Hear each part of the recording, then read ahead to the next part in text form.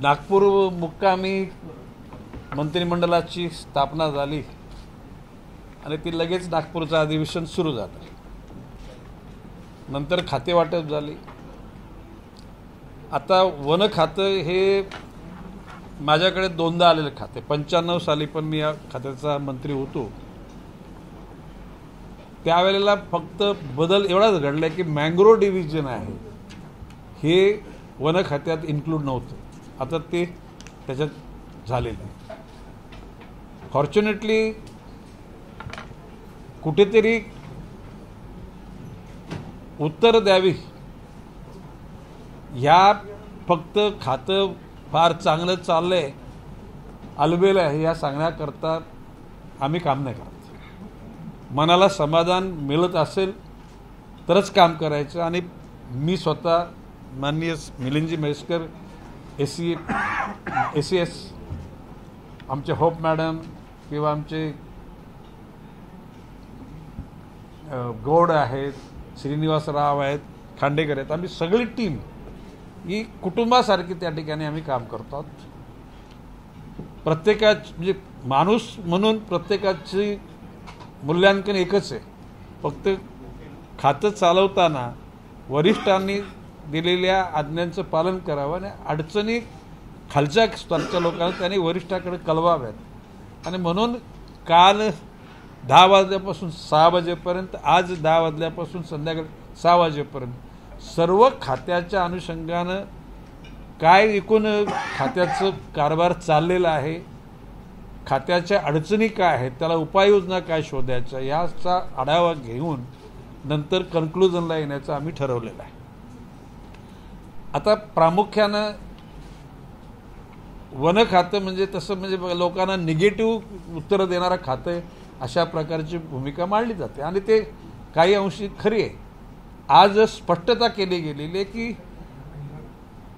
माननीय पंतप्रधान नरेंद्रजी मोदी यांचा जो देशाच्या विकासाकरता चाललेला प्रवास, देशाला शक्तिमान करण्याची असलेली त्यांची भूमिका आणि त्यांच्याच पावलावर पाऊल टाकून मुख्यमंत्री देवेंद्रजी फडणवीस यांनी एकूणच महाराष्ट्रात थांबणार नाही म्हणजे कुठे विड्यासारखा धावणार आहे असा भाग नाही आहे. तो अतिशय चौकटीमध्ये कालबद्ध पद्धतीनं कार्यक्रम करेल ही धारणा त्या ठिकाणी ठेवलेली आणि म्हणून 100 दिवसाचा कार्यक्रम दिला होता. आता याच्यामध्ये माननीय पंतप्रधानांच्या सर्वांना घर मिळालं पाहिजे, जलजीवन मिशन त्या ठिकाणी माध्यमातून पाणी मिळालं पाहिजे, आरोग्याच्या सेवा, शिक्षणाच्या सेवा, रस्ते, वीज या ज्या रिक्वायर्ड गोष्टी आहेत त्यामध्ये वन खात्याचा अडथळा होऊ नये. काय होतं लक्षात आलं का की खालच्या लेवलला वनपाल किंवा RFOला त्या ठिकाणी अज्ञानानं त्या ठिकाणी विरोध करावा लागतो. एखादा प्रचलित रस्ता असेल, पूर्वी डांबर रोड झालेला, परंतु त्या ठिकाणी पुन्हा जर निर्माण करायचा प्रयत्न केला जातो तर नाही ते नाही करायचं. आज स्पष्ट सूचना दिलीत सर्व वरिष्ठ अधिकाऱ्यांना की जे प्रचलित जे रस्ते आहेत ते अडवायचे नाहीत आणि माननीय पंतप्रधान आणि माननीय मुख्यमंत्री यांनी जे ड्रीम्स त्या ठिकाणी ठरवले त्या ड्रीम्सच्या अनुषंगानं आपल्या खात्याकडून कसल्याही प्रकारचा अडथळा येता कामा नये ही भूमिका सर्व वरिष्ठ अधिकाऱ्यांना सांगून त्यांनी ते खालच्यापर्यंत झिरपत जावं आणि खालच्या स्तरावरच तो निर्णय घेण्यात यावा अशा प्रकारची भूमिका मांडलेली आहे. आता प्रामुख्यानं वन खातं आणि अन्य खाती. आता बाब अशी आहे की ज्यावेळेला एखाद्या बाबीकरता ज्यावेळेला जास्त खर्च केला जातो, आपण उदाहरणार्थ समजा एखाद्या मोठा मुलगा असेल त्याला जर फॉरेनला आपण एज्युकेशनला पाठवलं तर वडिलांच्या पगाराच्या अनुषंगानं वडिलांनी कुठेतरी कोणाला चीट करून पैसे आणावेत किंवा लुटीचा पैसा आणून संसार चालवावे अपेक्षा नाही आहे. तद्वतच या ठिकाणी एकूणच माननीय मुख्यमंत्री, दोन्ही उपमुख्यमंत्री आणि सर्व मंत्रिमंडळ या सर्व परिस्थितीमध्ये ज्या सवलती त्या ठिकाणी घटकांना दिल्यात त्या विड्रॉ न करता एकूण राज्याचा कारभार आर्थिकदृष्ट्या निश्चितपणे बॅलन्स झाला पाहिजे, याकरता सगळे प्रयत्न चालू आहेत. आणि मी या ठिकाणी सर्वच खात्याच्या अधिकाऱ्यांना सांगितलेले की तुमच्या खात्यामधून वन खात्याला आर्थिक बल कसं मिळेल याच्याविषयी एक नोट तयार करा. आणि त्या सर्व घटकांना ती सांगितलेलं आहे. प्रामुख्यानं forest FDCM forest development corporation of Maharashtra, मी 95ला ज्यावेळेला मी वनमंत्री झालो त्यावेळेला आपल्या महाराष्ट्रातले ज्ञानेश्वर मोले हे IFS इंडियन फॉरेन सर्व्हिसमधले हे जपानमध्ये त्या ठिकाणी कॉन्सुलेट जनरल होते. समाव त्यांची माझी मैत्री होती आणि म्हणून त्यांनी त्यावेळेला सुमोटोमो कॉर्पोरेशन हे म्हणजे if I am not wrong की भारत सरकारचा जितका टर्नओव्हर होता त्यावेळेला तितका टर्नओव्हर त्या कॉर्पोरेशनचा होता. त्या घटकांना मी टोकियोमध्ये त्यांच्या हेड ऑफिसमध्ये त्यांच्याशी संवाद केला. त्यामध्ये महाराष्ट्रातली जी डिग्रेडेड फॉरेस्टची जमीन आहे त्या ठिकाणी त्या लोकांनी बांबूची लागवड करावी. मी आय एम रेफरिंग 1905. आणि त्या ठिकाणी जसं मलेशिया इंडोनेशियामधून मेजर पेपरपल येतो तशा प्रकारचं FDCM बरोबर त्यांनी जॉईंट व्हेंचर करावं. नफ्यामध्ये 51% FDCM पैसा ते इन्व्हेस्ट करणार, म्हणजे त्यावेळेला 10,000 कोटी रुपये इन्व्हेस्ट करण्याचं त्यांनी ठरवलं होतं. तंत्रज्ञान त्यांचं, मशिनरी त्यांची, मॅनपॉवर आपली, आणि ती मॅनपॉवर ट्रेन करणारी यंत्रणा फॉरेस्टकडे आहे. अशा प्रकारे बांबूच्या माध्यमातून पेपर पल्प आणि त्याचबरोबर सीझनल फ्रूट्स आणि रिजनल फ्रूट्स, म्हणजे प्रामुख्याने कोकणामध्ये आंब्याची झाडं लावावीत, त्याच्यावर प्रक्रिया करून कॅनिंग करून आपण आंब्याचा ज्यूस पॅक करावा, जसे आपण पेप्सी, कोका-कोला वगैरे तशा प्रकारचं. आता पश्चिम महाराष्ट्रामध्ये डाळिंबाच्यावर प्रक्रिया करून डाळिंबाचं ज्यूस, ग्रेप म्हणजे द्राक्षाचं ज्यूस,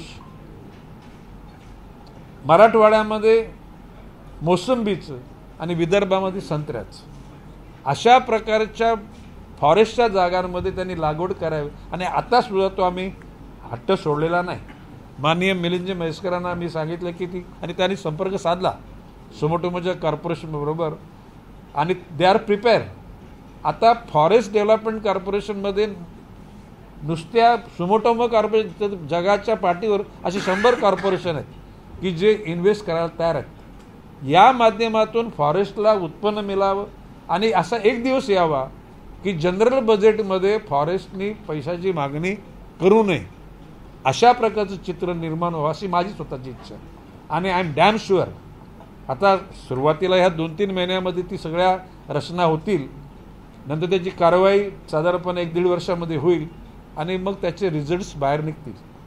आता कालच म्हणजे आमचे गौड साहेब FDCMचे MD आहेत, त्यांनी अपेक्षा व्यक्त केली. सुधीर भाऊ मुनगंटीवार वनमंत्री असताना त्यांनी 70 कोटी रुपयाची मागणी केली होती वित्त विभागाकडे. या मागच्या अधिवेशनामध्ये त्यांनी त्याच्याविषयी नापसंती पण व्यक्त केली भाषणामध्ये. मी सुधीर भाऊंना सांगितलं, सुधीर भाऊ तुमच्या मनामधलं जे स्वप्न होतं या आपल्या चंद्रपूर जिल्ह्यामध्ये MIDCमध्ये 10 एकर जागा घेऊन त्याच्यामध्ये आधुनिक पद्धतीनं फर्निचर तयार करण्याची, तर कालच निर्णय घेतला की कॅम्पामधून किंवा मँग्रोजमधून, मँग्रोजकडे फंड आहे, शेवटी वन खात्याचे पैसे वन खात्यालाच, दर महिन्याला 10 कोटी रुपये प्रमाणे 7 महिन्यामध्ये 70 कोटी रुपये इन्व्हेस्ट करून 7व्या-8व्या महिन्यामध्ये तिथं उत्पादन व्हावं. आणि अशा प्रकारची नुसती की विदर्भामध्ये नाही, नंतर कोकणामध्ये, पश्चिम महाराष्ट्र, मराठवाडा आणि खानदेशामध्ये सुद्धा अशा प्रकारच्या फॅक्टरी त्यांनी तयार कराव्यात. आता आयकॅ कंपनी आहे आमच्या नवी मुंबईमध्ये. आयकॅ ही जगविख्यात कंपनी आहे फर्निचर बनवणारी. साधारणपणे 1.5 लाख कर्मचारी त्यांच्या मार्केटिंग आणि सेल्समध्ये, उत्पादन करणारे ते लोक वेगळे आहेत.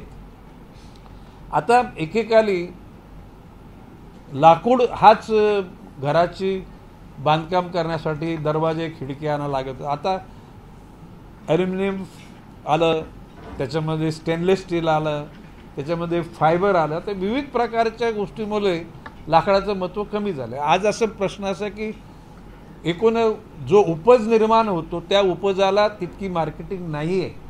आणि माझी इच्छा अशी की मोठ्या प्रमाणामध्ये एकतर या फॉरेनचे कॉर्पोरेशनबरोबर टायप करून त्या लॉसला आपण भागीदार नाही, लॉसला भागीदार तो कॉर्पोरेशन राहील, झाला तर फायदाच होईल. आणि अशा प्रकारची उत्पादन क्षमता वाढलीच पाहिजे.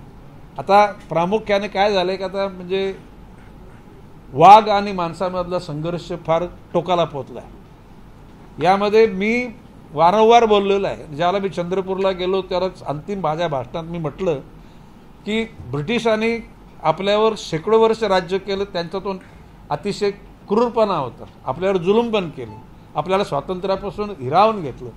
परंतु ब्रिटिश यांच्यापैकी काही अधिकाऱ्यांनी चांगली कामं केली हे पण आपल्याला नाकारता येणार नाही. आपलं छत्रपती शिवाजी महाराज टर्मिनल, ज्याला पूर्वीचं व्हिक्टोरिया टर्मिनल, ते ब्रिटिशांनी बांधले. गेट ऑफ इंडिया ब्रिटिशांनी बांधले. हायकोर्टाची मुंबईची बिल्डिंग ब्रिटिशांनी बांधलेली आहे. मुंबईच्या त्या 200-300 वर्षापूर्वी बांधलेल्या इमारती तशाच आहेत.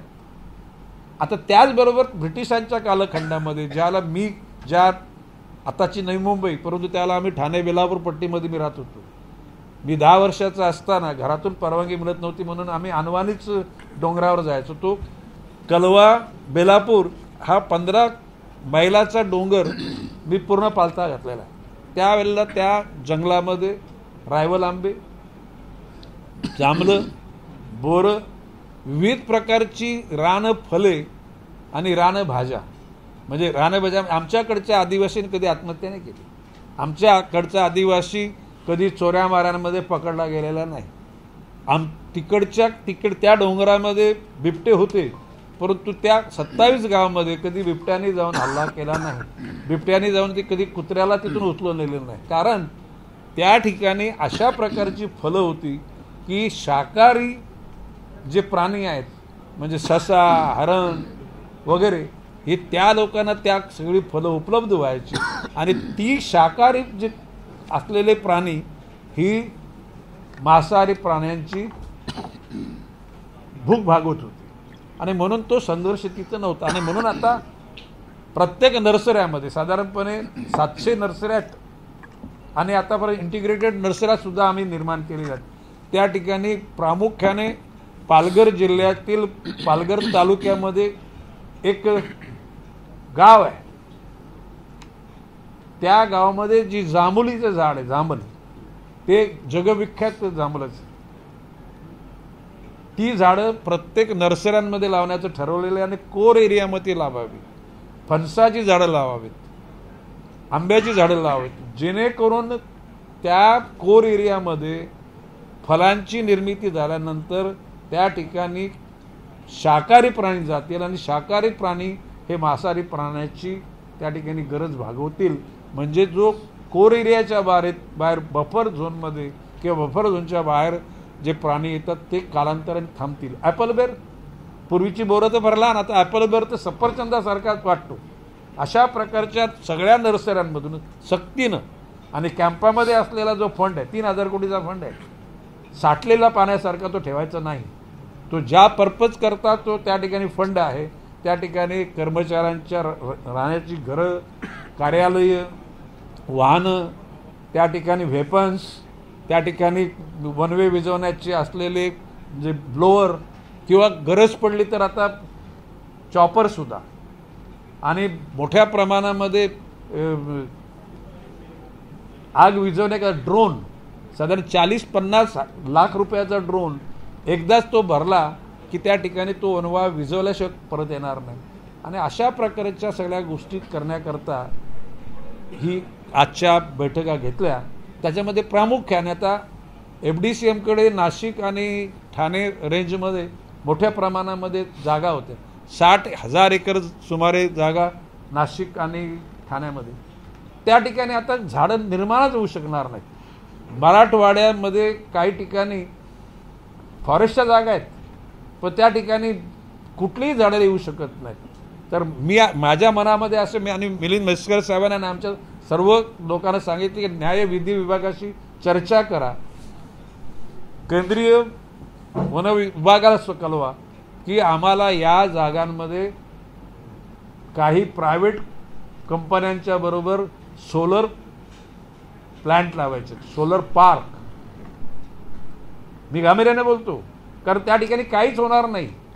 उद्याला जर फॉरेस्टला उत्पन्न मिळण्याकरता जर का एखाद्या गोष्टी करणारी, तर मग उदाहरण सांगतो मॅडम, जो आवाडा कंपनी फार फेमस झाली ना, आवाडा, हां तो गाव नको बोलू, तर त्या आवाडा कंपनी, बरोबर आपण बरोबर खरं बोललात, पण तो उल्लेख तिथं नको आता, नाही ऐकून घ्या. तर आवाडा कंपनीचे जे मालक विनीत मित्तल हे माझे फार जुने मित्र. पूर्वी त्यांची वेल्सपन कंपनी होती. आता वेल्सपन कंपनी त्याने त्यांच्या भावाला दिली आणि त्याने आवाडा काढली. आता आवाडा कंपनीला राजस्थानमध्ये 45,000 एकर जागा मिळालेली आहे आणि ही बिग प्रोड्युसर. तर ज्यावेळेला मी नवीन आणि नवीकरणीय ऊर्जेचं खात्याचा मंत्री होतो त्यावेळेला सोलरच्या 1 मेगावॉटसाठी 7.5 कोटी रुपये खर्च यायचा.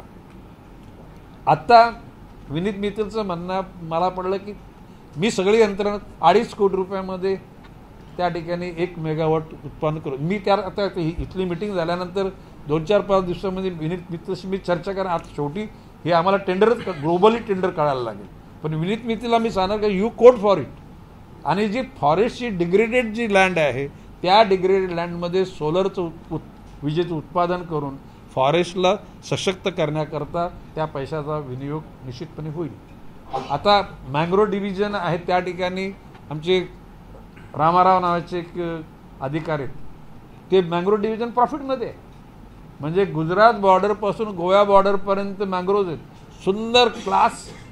मधल्या काळामध्ये मी अधिकारी वर्गांना घेऊन आमच्या नवी मुंबईमध्ये माझ्या मतदारसंघामध्ये फ्लेमिंगो दर्शन करता त्या ठिकाणी मँग्रोव्हच्या माध्यमातून त्या ठिकाणी बोटीची व्यवस्था केलेली आहे. ते सगळं करताना ते प्रवास लोकांना ते टुरिझम पण झाले. आता त्या ठिकाणी आता विविंग गॅलरी 2 बनतो तिथे, एक ऐरोलीला आणि घनसोलीला. मुंबईमध्ये आता या साधारणपणे मार्च किंवा एप्रिल एंड किंवा मेच्या सुमारास एक विविंग गॅलरीचं उद्घाटन करतो आणि दुसरीचं मूर्त करतो. म्हणजे एकूण मँग्रोव डिव्हिजन नुसतं काय म्हणजे मँग्रोव नाही तर त्याचं एकूण लाभ, त्या मँग्रोवच्या मध्ये असलेल्या पक्ष्यांचा लाभ मुंबईच्या आणि मुंबईकडे येणाऱ्या सर्व महाराष्ट्रात आणि भारताच्या लोकांना त्याचा लाभ व्हावा अशी इच्छा आहे. आता या ठिकाणी आपलं ताडोबा उद्यानमधलं that is also in profit. वन्यजीव विभाग सुद्धा हा लॉसमध्ये नाही, परंतु एकूण ज्या पद्धतीनं फॉरेस्टच्या अधिकाऱ्यांच्या गाड्या आणि अन्य विभागाच्या अधिकाऱ्यांच्या गाड्याच्यामध्ये तफावत. आणि मी सांगितलं हे आपण वन खात्यामध्ये असलेल्या अधिकाऱ्यांना बिघडणाऱ्या तुटणाऱ्या फुटणाऱ्या गाड्या दिल्या तर त्याच्यातून ते रक्षण करतील अशी अपेक्षा करणं गरजेचं नाही. आणि म्हणून गाड्या बदलायचा मी आज निर्णय घेतला आहे. वेपन्स ज्या ज्या ठिकाणी गरजेचं आहे त्या ठिकाणी रिव्हॉल्वर, पिस्टल आणि काही ठिकाणी रायफलसुद्धा देण्याचं ठरलेलं आहे. खातं नकारात्मक आहे, परंतु हे जनताभिमुख खातं व्हायला पाहिजे. जनतेशी सुसंवाद साधला पाहिजे. सामाजिक वनीकरणाच्या माध्यमातून एकूण मोठ्या प्रमाणामध्ये त्या ठिकाणी आता ॲज ऑन टुडे महाराष्ट्राच्या जागेच्या 21% जागा ही वन खात्याकडे आहे. आता केंद्रीय वन विभागाकडून ही साधारणपणे 33% जावे अशा प्रकारची अपेक्षा आहे. आता त्यातल्या त्यात सलग विदर्भ आणि जो 65% महाराष्ट्राचा वनाचा भाग हा विदर्भ सांभाळतोय. आणि म्हणून विदर्भाच्या कुठल्याही घटकांवर तर अन्याय होता कामा नयेच. आणि विदर्भाचं वन वाढता वाढता आस्ते आस्ते तो वन कोकणामध्ये आहे बऱ्या प्रमाणामध्ये. पश्चिम महाराष्ट्र, मराठवाडा या ठिकाणी वनाचं क्षेत्र कमी आहे. तर त्या ठिकाणी सुद्धा जर उद्याला खाजगी त्या ठिकाणी ऊसाची लागवड होत असेल म्हणून वन वाढत नसेल तरी सामाजिक वनीकरणाच्या माध्यमातून त्या ठिकाणी आमची इच्छा आहे. आता मगाशीच आम्ही चर्चा केली की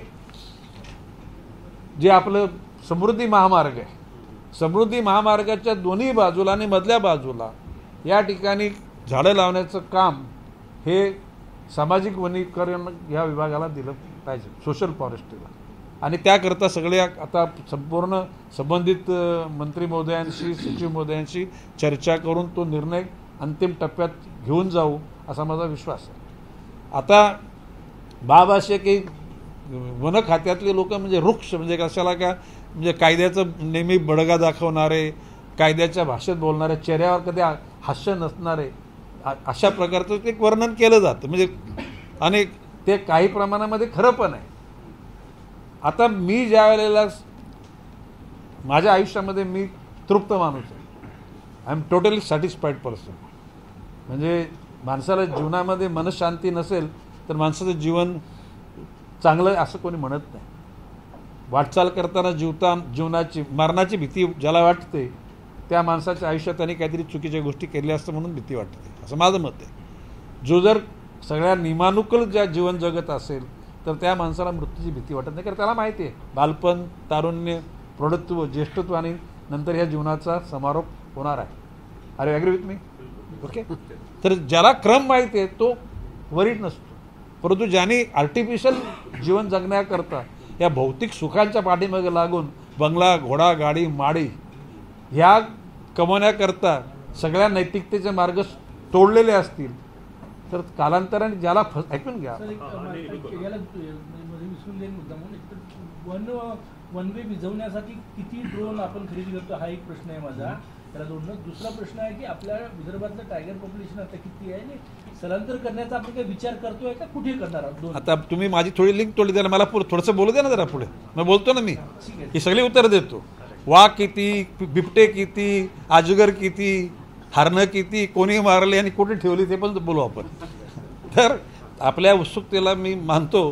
तर भविष्यकाळ आता म्हणजे खरं म्हणजे सुरंगी नावाचं फुल ऐकलं का तुम्ही? सुरंगी? अरे नाही नाही ऐकून घ्या ना. ऐकून घ्या. सिंधुदुर्गामध्ये एका जिल्ह्यामध्ये 5,000 झाडं सुरंगीचे. सुरंगीचा गजरा हा म्हणजे कोकणातल्या प्रत्येक माणसाला आकर्षणाचा म्हणजे विषय असतो. एप्रिल आणि मे महिन्यामध्ये त्या तालुक्यातली 40 कोटीची इकॉनॉमी त्या सुरंगीच्या झाडावर अवलंबून आहे. किती? 40 कोटी एका तालुक्यामध्ये. आणि ती झाडं सगळ्या पूर्ण महाराष्ट्रभर लावावी अशा प्रकारची मी भूमिका घेतली. सुरंगीचा गजरा म्हणजे साधारण 100 एकर जागेमध्ये एक झाड लावला तर तो सगळा अख्खा परिसर सुगंधित होणार. आता ह्या समृद्धी महामार्गाला ही झाडं लावण्याचं प्रस्ताव मी केलेलं आहे. त्यामध्ये गजराला लागलेले फुलांवर मधमाशा येतात. कशावाला? गजरा जर असा लटकवला तर मधमाशा तिथे पितात. आणि म्हणून मी सांगितलं की ते कोर एरियामध्ये लावू नका. कुठे? जिथे वाघ वगैरे राहतात. कारण त्या ठिकाणी तर ती झाडं लावली मधमाशांचे पोले येणार. पोले आल्यानंतर ते बाईटच करणार कोणाला, वाघानं, सिंहानं. आणि म्हणून कोर एरियामध्ये ते लावायचे. अशा प्रकारच्या मी भाडोलीची जांभूळ सांगितली. जांभूलीचं जगविख्यात ते जांभूलीचं झाड आहे. फणस, आता पूर्वी फणस दोनच, पांढरा आणि पिवळा. आज फणसाच्या 12 प्रकार आहेत. गर काळा आहे, निळसर आहे, तांबूस आहे, अशा प्रकारच्या. तर ही झाडं तिथे लावावीत. कुठे? कोर एरियामध्ये. आणि एकूण समृद्ध त्या ठिकाणी जीवन बनवावं माणसाचं पण आणि प्राण्यांचं पण, यासाठी आमचा विचार चालले. आता बंधू विचारा. तर वन वे हा मेजर प्रॉब्लेम उन्हाळ्यामध्ये विझवण्यासाठी ड्रोनची कशी मदत, किती क्वांटिटी? एक दुसरा प्रश्न होता माझा की टायगर पॉप्युलेशन किती आहे, आपण बाग शिफ्ट करतोय का दुसरीकडे आणि कुठे करतो? पहिले वन आज जुळलेला प्रश्न तुम्ही हेलिकॉप्टर म्हणा. नाही ऐकून घ्या, मी बोलतो ऐकून घ्या. आज ज्याला सादरीकरण केले त्याला आपल्या कुठला जिल्हा त्या 0 वनवा दाखवला? कुठला? मेलघाट. मेलघाटमध्ये 0 वनवा यावं. 160 वनवे लागले होते तर 25 मध्ये 0 वनवा आहे. त्याचं कारण तिथे भिंत बांधलेली आहे आणि त्या ठिकाणी संपूर्ण यंत्रणा अतिशय अलर्ट आहे. आता यामध्ये मी स्पष्ट अधिकाऱ्यांना सांगितलं जिथे वनवे लागतात तसा जो इतिहास आहे त्या ठिकाणी ब्लोअर म्हणजे पूर्वी असे झाडाच्या फांद्या तोडायच्या आणि वनवे विजवायचे. आता ती मेथॉडॉलॉजी गेली. किंबहुना मी स्पष्ट म्हटलेलं आहे की जगामध्ये वनवे ही समस्या, अमेरिकासुद्धा परेशान आहे, तर जगामध्ये ज्या ठिकाणी वनवे लागले आणि जो देश यशस्वी झाला आहे वनवे विजवण्यामध्ये, त्या देशाला आपल्या अधिकाऱ्यांनी भेट दिली पाहिजे आणि तशी नावं तयार करा, त्यांची भेट ठरवा आणि त्यांच्यातून कुठल्या तंत्रज्ञानाने त्यांनी ती वनवे विजवले किंवा ते प्रिव्हेंट केले ते पण बाबी आणा. आता मागच्या वेळेला आपल्याकडे हेलिकॉप्टर होते FDCMकडे वनवे विजवण्याकरता, ऐकला का? ते हेलिकॉप्टर सध्या नाही, ते घ्यायला सांगितलेत मी, गरज पडली तर चॉपरमधून. आणि 40 ते 50 लाखाचा ड्रोन, त्याच्यात पावडर भरल्यानंतर तो त्या पद्धतीनं जाणार की तिकडची आग विझली जाणार. तर ते अजून सादरीकरण अजून डिटेल होईल. पण वनव्याच्या बाबतीमध्ये आम्ही निश्चितपणे गंभीर आहोत, कारण रोपं लावायची आणि ते जर जळणार असतील तर त्याचा फायदा काय. आणि म्हणून वनव्याच्या बाबतीमध्ये सतर्क आहोत आम्ही आणि त्याच्यावर योग्य निर्णय घेऊ. आता वाघाच्या बाबतीत आपण बोललात की 2002 साली आपल्या महाराष्ट्रात साधारणपणे 103 वाघ होते. आज 2025ला 444 वाघ झालेले आहेत. एकूण ताडोबा वगैरे या आतल्या कोरपेक्षा बफर झोनमध्ये वाघ जास्त झालेले आहेत. चंद्रपूरमध्ये सुद्धा वाघाचा प्रादुर्भाव जास्त झालेला आहे. आता एक वाघ तर आमच्या त्या धाराशिव परत पोचला आणि तिथून तो आता तिकडे म्हैसूरमध्ये सटकला, अशा प्रकारचं चित्र आहे. एकूणच लक्षात लागा, वाघाची संख्या वाढली, जमीन तेवढीच, मानवाची संख्या वाढते, वाघाची संख्या वाढते. आणि अशा परिस्थितीमध्ये आता गेल्या 5 तारखेला गुजरात स्थित जामनगरमध्ये मी स्वतः माननीय मिलिंदजी म्हैसकर, आमच्या सुमिता बिश्वास आणि आमचे श्रीनिवासराव, आम्ही 4 जण गेलो होतो. तिथे त्या वनताऱ्यामध्ये 250 हत्ती आहेत, साधारण 250 वाघ आहेत, जगातल्या विविध देशातले आणलेले वाघ आहेत. 200 साधारणपणे लेपर्ड बिबटे आहेत आणि सगळे शामरू, गेंडे वगैरे पकडून, म्हणजे साप आणि सगळ्या 1.5 लाख जीव आहेत तिकडे कुठे वनताऱ्यामध्ये. तर मी अनंत अंबानींना पत्र दिलेलं आहे की तुम्ही गुजरातमध्ये जामनगरला वनतारा जर त्या निर्माण केला आहे तर आमच्या महाराष्ट्रात एक सूर्यतारा तुम्ही निर्माण करा. आणि त्याकरता MMRDAच्या परिसरातच त्या ठिकाणी एक जागा शोधली आहे. तर अंतिम टप्प्यात त्याचं सर्वेक्षण होऊन त्या ठिकाणी ते नियमानुकूल करून, म्हणजे जॉईंट व्हेंचर ते लोक करतात आणि फॉरेस्टला त्याच्यात सहभाग, म्हणजे महाराष्ट्रातल्या आणि म्हणजे भारतातल्या सर्व लोकांना वनतारा ते खुलं करतील की नाही मला माहीत नाही, कारण ते प्राणी संग्रहालय नाही, ते जखमी झालेल्या प्राण्यांना ट्रीटमेंट करणारं एक प्रकारचं आंतरराष्ट्रीय दर्जाचं हॉस्पिटल आहे. कुठे शोधली जागा? कुठे डिस्ट्रिक्ट सांगा ॲटलीस्ट. ठाणे डिस्ट्रिक्टमध्ये. ठाणे डिस्ट्रिक्टमध्ये अशी एक जागा अधिकाऱ्यांनीच मला सांगितलेली आहे की ज्याच्यामध्ये समृद्धी महामार्ग दोन्ही बाजूंनी आहे त्याच्या. आता ते मग त्या ठिकाणी समृद्धी मार्ग असेल तर त्या ठिकाणी तेवढं तो एलिव्हेटेड करायला लागेल, कारण जर तशा प्रकारची प्राण्यांची मुवमेंट ही ऑब्स्ट्रिकल तिथे निर्माण होता कामा नये, तर तो it is under consideration. But sir याच्यात एक प्रॉब्लेम आहे, मॅन ॲनिमल कॉन्फ्लिक्टचा जो इश्यू आहे त्याचा झाला 70s मध्ये प्रोजेक्ट टायगर सुरू केला तेव्हा we did not have tigers almost. Now it's a problem of plenty which is a fact, it's a ground reality. And जब हम जाते हैं गांव में जिनके भाई मर गया, जिसका बाप मर गया, उनको ये समझाना कंजर्वेशन ये बहुत डिफिकल्ट है. ये हम लोग यहाँ बैठ के बात कर सकते हैं, इट्स अ सीरियस प्रॉब्लम. तो आप कैसा डिफरेंट क्या करेंगे? याला जोडून एक प्रश्न असा आहे की आता टायगर वर्सेस मॅन असा कॉन्फ्लिक्ट राहिलेला नाही, जंगल वर्सेस मॅन झालेला आहे. त्यामुळे आपण जे मागे जो विषय होता टायगर्सला एक्सपोर्ट करण्याचा, त्याबद्दल काही विचार करता? टायगरला एक्सपोर्ट करण्याचा असा प्रस्ताव नाही, परंतु विविध ठिकाणचे असलेले वाघ, या वाघांच्या करता, जसं म्हणजे परदेशामध्ये खाजगी प्राणी संग्रहालय आहेत, केंद्र सरकारच्या अंतिम मंजुरीच्या अधीन राहून अशा प्रकारचा प्रस्ताव महाराष्ट्र सरकार तयार करू शकतो. जसं त्या ठिकाणी वंतारा केलेला आहे. उद्याला जर म्हणजे रिलायन्स कशाला, अन्य लोकांनी अदानीने त्याच्यात स्वारस्य दाखवलं, अन्य काही कंपनीने दाखवलं, तर म्हणजे ठाणे जिल्ह्यात एक विदर्भामध्ये आता म्हणजे गोरेवाडा आपला तर आहेच ऐकला का, परंतु अधिक त्या ठिकाणी त्या गोष्टी करण्याचा प्रयत्न निश्चितपणे मनात आहे. बाब असे आता सरकारने गोरेवाडा सुरू केलेला आहे ऐकला का, आणि चंद्रपूरमध्ये दुसरा करण्याचा सुद्धा प्रस्तावित आहे. आता पुणे जिल्ह्यामध्ये जुन्नर जो तालुका आहे त्या ठिकाणी बिबट्यांच्यासाठी तशा प्रकारचं सेंटर, पुन्हा संगमनेर अहिल्यानगर जिल्ह्यामध्ये तशी मागणी झालेली, तिथं पण करण्याचा विचार आहे. सर, मैन एनिमल कॉन्फ्लिक्ट काफी ज्यादा बढ़ा हुआ है, राज्य में इसके कई ज्यादा केसेस देखने को मिलते हैं, लेकिन इसके बाद जो मुआवजा दिया जाता है परिवारों को उसमें कमी की गई है.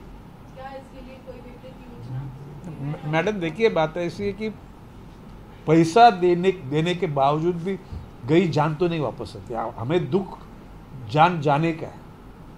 उसके लिए सर नहीं, सुनिए, बात ऐसी है कि पैसों में तो आदमी की जान की कीमत तो अपन नहीं गिन सकते. आगे चल के ये कॉन्फ्लिक्ट न हो जाए, किसान लोगों को उधर खेती करने के लिए जाना न पड़े. मैं अब बोल रहा हूँ कि एडजॉइनिंग फॉरेस्ट जो ज़मीन है वो ज़मीन FDCM भाड़े से ले लेगी, उनको भाड़ा दे देगी. किसको? वो किसान लोगों को. और वहाँ पे पाम रोजा नाम का एक सुगंधी घास है, उसकी बड़ी पैमाने पे उपज बनाने के बाद किसी कंपनी को बोल के वहाँ पे जो सुगंधित द्रव्य बनाने का प्रयास भी हम लोग करने के विचार में हैं. और खाली वही नहीं, और भी कोई कॉप्स है जो फॉरेस्ट FDCM के माध्यम से बनाए जाएंगे, और उसमें प्राइवेट पार्टी का सहभाग PPP के लेवल पे हम लोग करने का सोच रहे हैं. एक महत्वपूर्ण मुद्दा तुम्ही म्हटला, रस्त्याचा जे आपला असतं रोडचे परमिशन द्यायचा. मागच्या आठवड्यात नितीन गडकरी साहेबांनी सांगितलं होतं, गडचिरोली ते सिरोंचा ते रस्त्याचा परमिशनसाठी त्यांना इतकं डोकंदुखी झाली, तर नवीन काय करणार? आता हे बघा, प्रश्न असे, मी काल 10 पासून 6 वाजेपर्यंत, आज 10 मी या फॉरेस्टच्या विषयी जे गैरसमज दूर करण्याकरताच या ठिकाणी आलो आहे.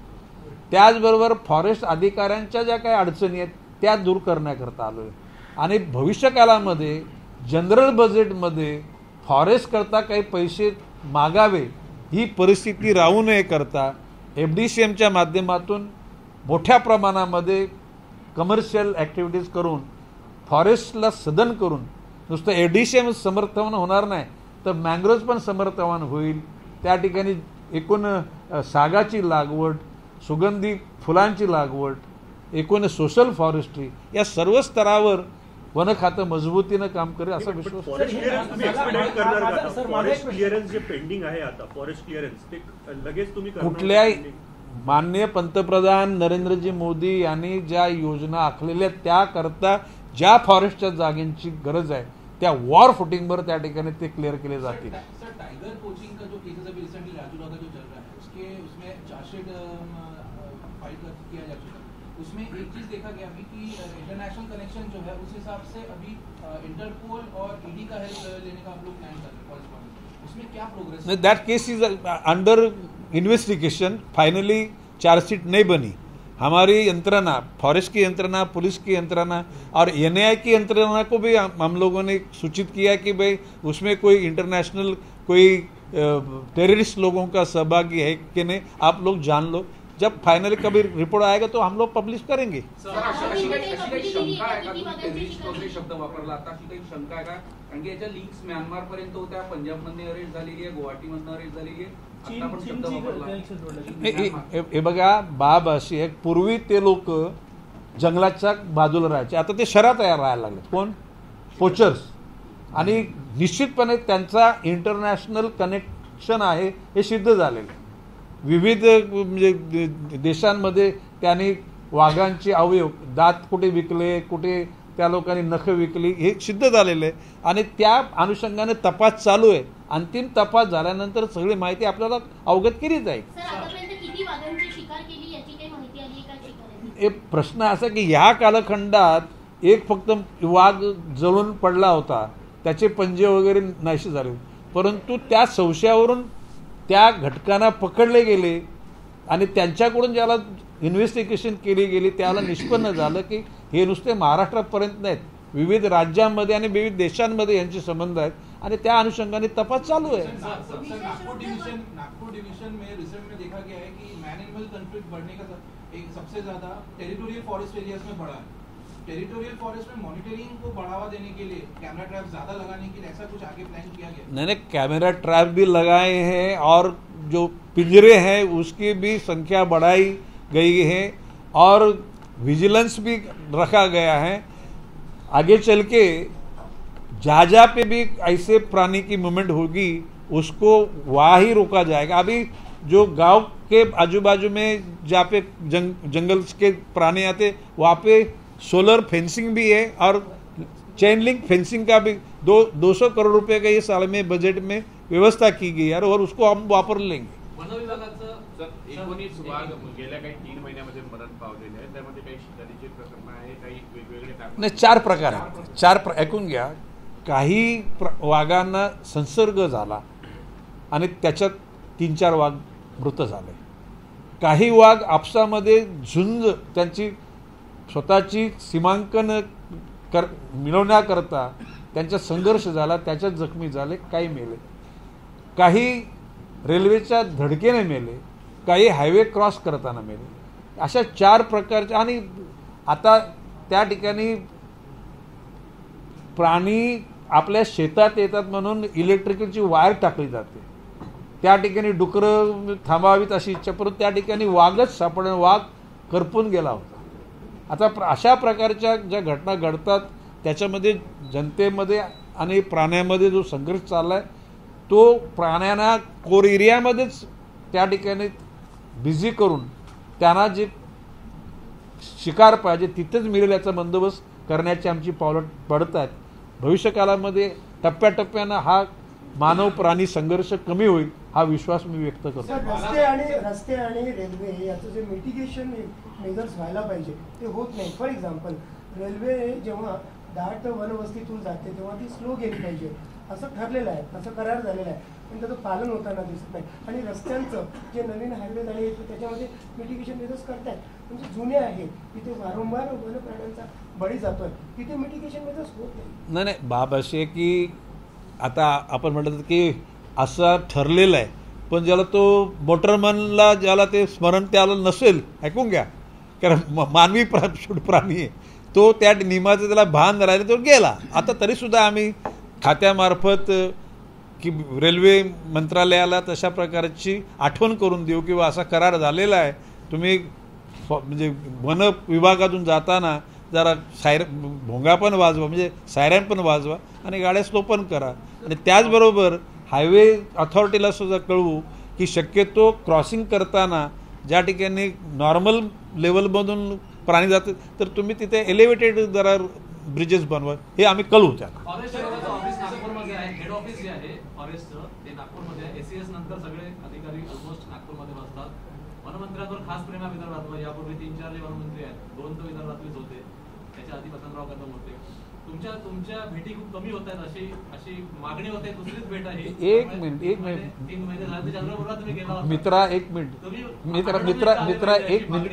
एक मिनिट 2 दिवस सलग 10 ते 6 अशा कुठल्या मंत्र्यांनी बैठका घेतल्या? आता तुम्ही मला एक उदाहरण सांगा।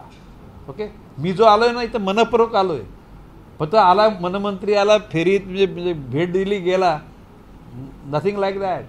आणि ऐकून घ्या, नाही येऊ ना, आता तुम्ही सांगता तर दर साधारण म्हणजे 2 महिने आठवड्यातून आपला आग्रह तुम्ही आउट ऑफ द बॉक्स कितीतरी योजना सांगितल्या इथे, पण तसंच पेंचमध्ये आर्टिफिशियल इंटेलिजन्सचा वापर करून वणवा लागू नये आणि तो लागत असेल तर त्याचं प्रिएम्प्टिव्ह आधीच त्याचं प्रेडिक्टिव्ह अशी टेक्नॉलॉजी आहे ती इथं तर तुम्ही वापरणार आहात। नाही, आज त्याची चर्चा झाली आणि त्या सर्व मेजर्स करण्याचा आम्ही पक्क निश्चित केलेलं आहे। ऐकून घ्या, ज्यावेळेला मी बोललो की जगाच्या पाठीवर अमेरिकेसारख्या अतिशय विकसित अशा देशामध्ये सुद्धा 15-15 दिवस वनवा जातो, त्या वनव्यामध्ये लोकांचे गावं जातात, घरं जातात, अशा परिस्थितीमध्ये मी काय म्हटलेलं आहे, ज्या देशामध्ये वन वे विजवणाला यश मिळाले असेल अशा देशांना भेटी देऊन त्यांनी कुठल्या प्रकारच्या सगळ्या मेजर्स घेतल्या, ती इक्विपमेंट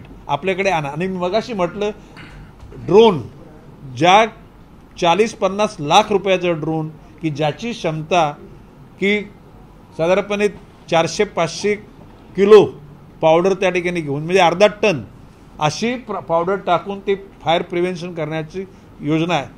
ब्लोअर ज्या ज्या ठिकाणी गरजे असेल तर एखाद्या रेंजमध्ये 5 पाहिजे तर 5 ब्लोअर मिळतील, 10 पाहिजे 10 मिळतील.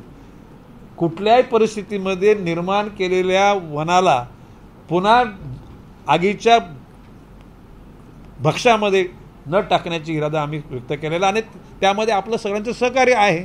सर, चंद्रपूरला जी फॅक्टरी आहे त्या फर्निचरची, सुधीर भाऊच्या नाराजीनंतर ते पैसे मंजूर झाले? नाही अरे भाऊ, नाही असं नाही रे भाऊ. हे बघ सुधीर भाऊ माझा मित्र आहे, ऐकून घ्या.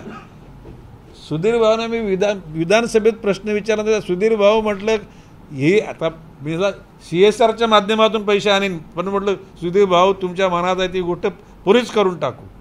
आणि मी आज सांगितलेलं आहे की दर महिन्याला 10 कोटी रुपये देऊन 7 महिन्यामध्ये, आणि मी आमच्या अधिकाऱ्याने सांगितले हे काय 2-5 वर्ष चालणारी नाही, वॉर फुटिंगवर कल करेसो आज और आज करेसो अब, जितक्या फास्ट ट्रॅकमधून ही फॅक्टरी चालू होईल. हे नुसती एकच विदर्भामध्ये नाही, प्रत्येक रिजनमध्ये, कोकण, पश्चिम महाराष्ट्र, विदर्भ, मराठवाडा आणि खानदेश. आणि ते नुसते काही वेळ 10 एकराच्या कशाला, सर्व या आयक्या कंपनी जर आमच्याशी म्हणजे जॉईंट व्हेंचरला आली तर आयक्या कंपनीला असं इन्व्हॉल्व करून टाकू. एक प्रश्न असा आहे की आता वाघांची भुरळ हे विदेशी पर्यटकांना मोठ्या प्रमाणात आहे, विदेशी पर्यटकांचा ओघ आता वाढलेला आहे, याचं आपण काही प्रमोशन वगैरे करणार? हे बघा, प्रत्येक आपल्या जे गेट आहेत ना, गेट, प्रत्येक गेटवर एक सुपर रेस्ट हाऊस बनवलं जाईल. तिथलं त्या गेटचं अशा प्रकारचं सुशोभीकरण केलं जाईल की त्या ठिकाणी येणाऱ्या प्रवाशाला त्या ठिकाणी म्हणजे शौचालय, शुद्ध पाणी, त्या ठिकाणी रेस्टॉरंट आणि किंबहुना कोरच्या बाहेर 5 स्टार हॉटेलला सुद्धा परवानगी देण्याच्या मानसिकतेत आम्ही आहोत. फक्त त्यासाठी ठिकाणी वन्यजीव विभागाची केंद्राची जी काय ते नियमावली आहे ते नियमावलीचं पालन करून. सर, गोरेवाड़ा से जुड़े 2 क्वेश्चन है. एक तो पहला अफ्रीकन सफारी का क्या स्टेटस है पहला, दूसरा गोरेवाड़ा रेस्क्यू सेंटर में टाइगर्स आ रहे हैं, प्रॉब्लम्स टाइगर्स या इंजोर्ड टाइगर्स में आते हैं, उनको रिलीज नहीं किया जाता, उसमें इससे रिलेटेड कुछ आगे डिसीजन लिया गया है या नहीं? देखिए भाई साहब, उसमें कई टाइगर्स तो बहुत सारे पैमाने पे वो तंदुरुस्त हुए, लेकिन उनके पंजे निकल गए, they are unable to hunt. जो खुद बाहर जाके अपना शिकारी नहीं बना पाएंगे तो उनको छोड़ के क्या फायदा है. एक रहा सवाल, एक तो टाइगर कुआं में ही गिरा था, वो अभी भी इंजर्ड है और फाइनली मेडिकल रिपोर्ट आने के बाद में उसको रिलीज करने की मानसिकता बनाई है. कौन से भी प्राणी को ऐसा लटका के रखना कोई हमारा मकसद नहीं है, लेकिन जो कामयाबी के साथ बाहर जाके खुद जिंदा नहीं रहेगा उसको छोड़ने में क्या फ़ायदा है. दुख लगता है, वो यही रहेगा. समझो कि अपने घर में ओल्ड एज कोई अपने परिवार का सदस्य होता है, वो यदि वो इंजर्ड हुआ, इज अनेबल टू वॉक, तो अपन तो उसको तो फेंकते तो नहीं, उसको जब जहाँ तक उसकी सेवा करके उसकी लाइफ को जितना प्रोलॉन्ग करने का वही प्रयास अपन करेंगे. विदर्भातले सर या ठिकाणी तुम्ही आला 2 दिवसांनी, विदर्भातले प्रश्न वेगळे आहेत, थोडेसे हत्ती आलेले आहेत छत्तीसगडमधून, त्यानंतर ग्रामीण भागातले प्रश्न वेगळे आहेत, तेंदूपत्त्याचा प्रश्न वेगळा आहे, त्यानंतर ताडोबातले प्रश्न तुम्ही म्हटले, यासाठी काही पुन्हा एकदा येणार तुम्ही? हे बघा, मी जरा बंधून 2 मिनिटं. वनतारामध्ये आम्ही गेलो ना, मानवाला सुद्धा जितक्या इंटरनॅशनल स्टँडर्डच्या सवलती नाहीत, त्याचं कॅटरेक्टरचं ऑपरेशन केलं जातं, कुठे मेंदूमधलं निरोचं ऑपरेशन केलं जातं, अशा प्रकारचे किडनी स्टोनचं ऑपरेशन केलं जातं म्हणजे प्राण्यांचं, आणि अतिशय उत्कृष्ट प्रकारचे. तर त्या ठिकाणी त्यांच्याकडे हातीची ॲम्ब्युलन्स आहे, हातीला पकडण्याची पण त्यांच्याकडे यंत्रणा आहे.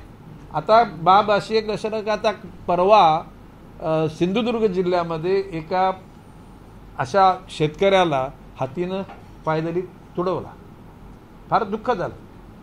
तिथले पूर्वीचे मंत्री केसरकर यांनी काल रात्री माझी संपर्क साधला. म्हटलं केसरकरजी मला यातना होतात. खरं म्हणजे आपण त्या शेतकऱ्याचा जीव वाचू शकलो नाही आणि म्हणून त्या ठिकाणी आम्ही एक त्या कर्नाटकची टीम आहे एक्सपर्ट पकडतात, परंतु मागच्या वेळेला पकडलेल्यापैकी मेजॉरिटी हत्ती मेले. तर अशा प्रकारचे हत्ती मरण्याकरता पकडण्याची त्याची जी मेथोडॉजी ती आपल्याला पसंत नाही. अतिशय सुरक्षितरित्या त्यांना पकडून चांगल्या अधिवासामध्ये ठेवावं अशा प्रकारची इच्छा आहे. आता भविष्यकाळामध्ये जर गरज पडली तर अनंत अंबानींना सांगून त्यांची यंत्रणा म्हणजे कर्नाटकची यंत्रणा आणि त्यांची यंत्रणा जर सुरक्षितरित्या न जखमी करता त्या हत्तींना घेऊन जाणार असतील तर आम्हाला आनंदच वाटेल. आणि त्याचकरता केंद्र सरकारची किंवा राज्य सरकारची एक नियमावली आहे याचं पूर्ण पालन करून त्या गोष्टी करू आम्ही. एक रोपवे सफारीचा एक प्रपोजल आलं होतं ऑक्टोबर महिन्यात 2024ला. त्याच्या काही समोर त्याचं झालेलं रोपवे रोपवे सफारी ताडोब्यावर एक लेटर ऑफ इंटेंट सीएम साहेबांना. माझ्या जर माननीय देवेंद्र फडणवीसांची मी बोलतो आणि असं असेल तर त्या अनुषंगानं तांत्रिकदृष्ट्या एकूणच म्हणजे सुरक्षेच्या दृष्टिकोनातून जर शक्य असेल तर ते केलं जाईल, निश्चित केलं जाईल. नहीं देखिए बात ऐसे गोरेवाड़ा का भी मस्त चल रहा है. अफ्रीकन सफारी के लिए भी NBCC को वो कॉन्ट्रैक्ट दिया गया है, मतलब उनको जिम्मेदारी दी गई है. जल्दी उस पर अमल हो जाएगा और अभी बाहर से प्राणी लाने उसके लिए भी हमारा वन्यजीव विभाग उस पर पूरा स्टडी कर रहा है. सर एक और सुधीर भाव का एक और dream project African safari Chandrapur मूल रोड पर. पहले सुधीर भाव का फर्नीचर का सपना पहले देखता हूँ, बाद में अफ्रीकन सफारी का भी देखता हूँ. देखिए बात ऐसी कि सुधीर भाव के खुद के लिए तो नहीं बना रहे थे, तो जनता के लिए बना रहे थे.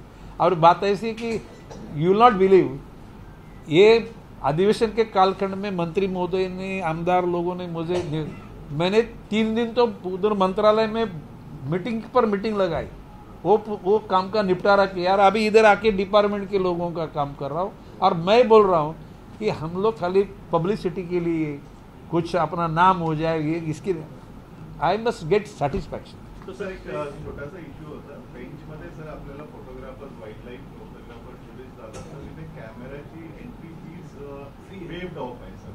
आणि तेच बोरमध्ये ते वाईल्ड लाईफ फोटोग्राफर्सला काहीतरी एंट्री फीज लागते. तर त्यांचं म्हणणं होतं की समजा ते बेंचमध्येच येते एका नाही एखाद्या ठिकाणी असेल तर दुसऱ्या ठिकाणी पण करून टाकू आपण. ऑनलाईन जे बुकिंग होतात ना बेंचला आडेगाव किंवा इकडे ऑनलाईन बुकिंग फुल दाखवतात आणि तिथे प्रत्यक्षात अवेलेबल असतात. गाईड्स आणि सगळे रिकामे बसलेले असतात. त्याचा अनेकदा आम्ही निदर्शनास आलेलं आहे. ऑनलाईन बुकिंग मध्ये फुल दाखवतात, तिथे प्रत्यक्ष जेव्हा जातो तेव्हा सगळं रिकामं असतं.